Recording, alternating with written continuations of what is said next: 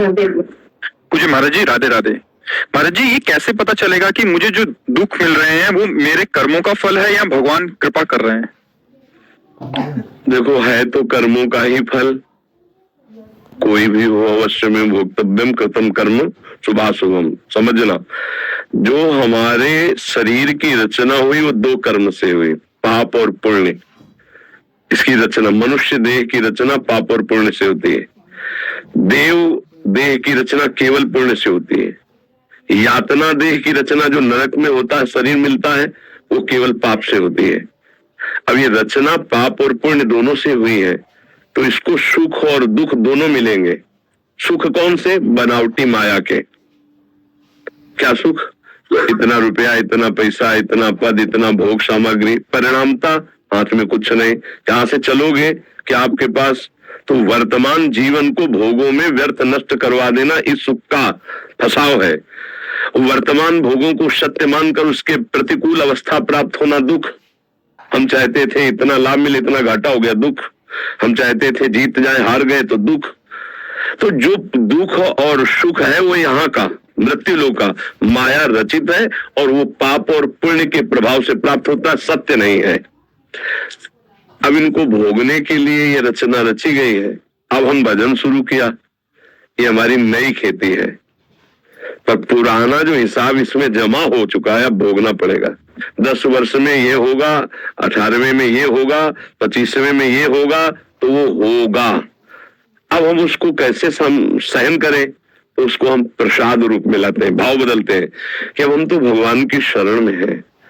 अब हमारे कर्मों का फल हमको नहीं, भगवान की कृपा मुझे जैसे चाहे वैसे रखे। अब अगर दुख दिया है तो ये भी भगवान का प्रसाद है, कड़ुआ है तो प्रसाद है, मीठा है तो प्रसाद है। भक्त भाव के द्वारा सहते हैं, तत्वतः वो कर्म का ही फल है। भगवान किसी को दुख नहीं दे सकते, भगवान किसी का अमंगल नहीं कर सकते। ये बिल्कुल बात लिख लो। जैसे सूर्य भगवान को कहा जाए कि तुम्हारी ताकत हो तो अंधेरा करके दिखा दो, तो सूर्य भगवान की ताकत नहीं कि अंधेरा करके दिखावे, क्योंकि जब तक वो रहेंगे तब तक अंधेरा आ ही नहीं सकता। उनके जाने के बाद ही अंधेरा आएगा। ऐसे ही अगर मजाक की, विनोद की भाषा में हम कहें तो भगवान की ताकत ही नहीं कि वो मंगल कर सके। क्यों? वो उनका ऐसा है ही स्वभाव। जिन्होंने जहर पिलाना चाहा, जिन्होंने मारना चाहा, उन्हें परम पद दिया है। जिसको मारा भी ना, उसे परम पद मिला है, जो ऋषि मुनियों के द्वारा वांछित था। आज तक श्री भगवान के द्वारा किसी का अमंगल हुआ हो हमें बता दो? मंगल भवन है, अमंगल करने की सामर्थ्य ही नहीं उनमें। सर्व सामर्थ्यशाली भगवान में एक सामर्थ्य नहीं, वो किसी का अमंगल नहीं करते। तो बोले हमारा अमंगल क्यों हुआ? अवश्य में भोक्तव्यम कृतम कर्म शुभाशुभम। तुमने अशुभ कर्म किए और शुभ कर्म किए, उसी का तुम्हें परिणाम। भगवान किसी का मंगल, जिन्होंने भगवान को मारना चाहा, भगवान ने उनको परम पद दिया। अमंगल कैसे का? अमंगल हो ही नहीं सकता। कभी बताना, सोच के बताना कि भगवान ने इसका अमंगल कर दिया, कभी कहीं भी। अगर अभी दिमाग में कोई आ रहा हो तो हमें बताओ, भगवान ने किसी का अमंगल किया हो? किसी का मंगल नहीं, वो मंगल भवन है।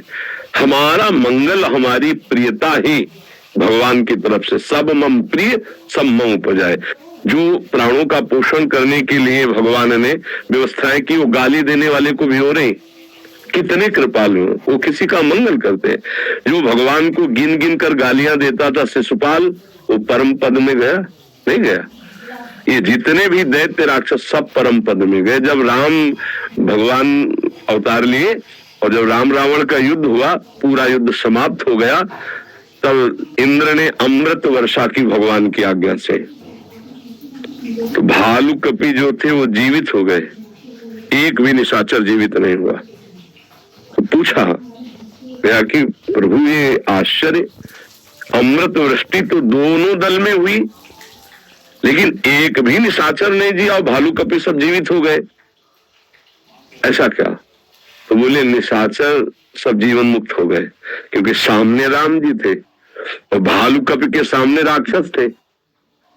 राक्षसों के सामने राम जी थे। वो मरते समय राम जी को देखा तो परम पद में गए, और इनका मरते समय दर्शन था सामने राक्षसों का, तो अमृत वर्षा हुई और ये जीवित हो गए, एक भी निशाचर जीवित नहीं हुआ, क्योंकि सब परम पद को प्राप्त हुआ। भगवान ने जिसे दंड भी दिया तो परम पद में आरूढ़ हुआ, जो बड़े बड़े ऋषि मुनि साधना करके प्राप्त करना चाहते हैं। तो अगर हम भाव से कहते हैं, शरणागत है, कि अब जो भी दुख सुख प्रसाद हो श्री भगवान के द्वारा ही निर्धारित है, क्योंकि हम भगवान की शरण में है, तत्वतः वो कर्म ही है। भगवान किसी को दुख नहीं देते, भगवान सुख समुद्र है, भगवान किसी का मंगल कर ही नहीं सकते, हमारे कर्म ही हमका नाना प्रकार के दुख और अमंगल देते हैं, अन्यथा नहीं। क्योंकि तत्वतः बात भाव में हम कहते हैं कि अब हमारा जीवन भगवान को समर्पित, सुख आवे तो भगवान का दिया हुआ, दुख आवे तो भगवान का दिया, ये हम भाव में कहते हैं, लेकिन तत्वतः वो कर्म का फल है। भगवान किसी को दुख दे ही नहीं सकते, कभी किसी को नहीं। आपको कहीं उदाहरण मिले तो हमको भी बताना, अभी तो हमें नहीं उदाहरण मिला कि भगवान ने किसी को दुख दिया है। जैसे नहीं कह देते भगवान ने ही तो सबको माया में फंसा रखा है, तो हमें लगता है कि भगवान ने नहीं फंसा रखा, आप फंस गए हो, आप ही ने। भगवान तुम्हारे सामने आके बोले हैं क्या कि तुम पे विचार करो? भगवान बोले थोड़ी तुमसे कि मदिरा पान करो। भगवान तुमको कहा है क्या हत्या करो, तुम लूटपाट करो?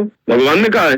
भगवान ने तो गीता में जो कहा वो पढ़ लीजिए, भागवत में जो कहा वो पढ़ लीजिए, संत जन उन्हीं के तो गीत गा रहे हैं, कहीं भगवान ने आदेश के। और भगवान ने कहा है ऐसा करोगे तो ऐसा दंड मिलेगा, ऐसा करोगे तो ऐसा फंस जाओगे, ऐसा करोगे तो मुक्त हो जाओगे। तो कह रहे हमको क्यों बना दिया, हमको क्यों फंसा दिया? लोग प्रश्न करते हैं हमको क्यों फंसा दिया, हमको क्यों बना दिया? तो अब लौट के आओ, तुम देखो, खोजो तो पता चलेगा कि खोजने वाला नहीं रहा, जिसकी खोज हो रही थी, जब मिला तो दो नहीं रहा, वो एक ही रहा।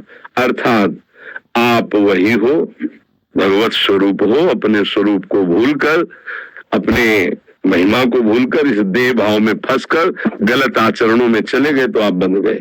नहीं, आप वही हो। जब कोई अपने स्वरूप में आता है तो अपने लोग भी कहने लगते हैं ये तो संत नहीं, ये तो साक्षात भगवान है, कहने लगते हैं ना। क्यों? क्योंकि अब आ गया स्वरूप, उस बातों को छोड़ दिया।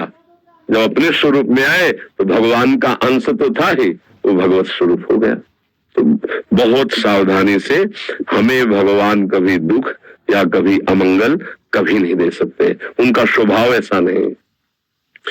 भगवान शंकर कहते उमा राम स्वभाव जे जाना, ताई भजन तज भावना। भगवान बहुत करुणा समुद्र है। हाँ, अब आप ऐसे आचरण कर रहे हो तो कानून बना है। देखो, जैसे पिता बहुत दयालु है, पर आपके साक्ष्य मिल जाए, पुत्र हो आप, वो न्यायाधीश है, साक्ष्य मिल गए कि आपने हत्या की है, वकालत पुष्ट हो गई, तो वो भारतीय कानून के अनुसार दंड देगा, देना ही पड़ेगा, उसे नहीं देना पड़ेगा। साक्ष्य है, वकील है, और आपने हत्या की है, आप पुत्र हो, पिता न्यायाधीश है, तो अगर वो अपने पदवी का सदुपयोग करेगा तो वही सजा देगा जो एक गैर को सजा देता है। ऐसे ही जब आप धर्म शास्त्र के विरुद्ध आचरण करते हो तो परम कृपालु भगवान पवित्र करने के लिए विधान बनाए हुए हैं। दंड विभाग धर्मराज जी के पास है, जैसे जल विभाग है ना, वरुण जी के पास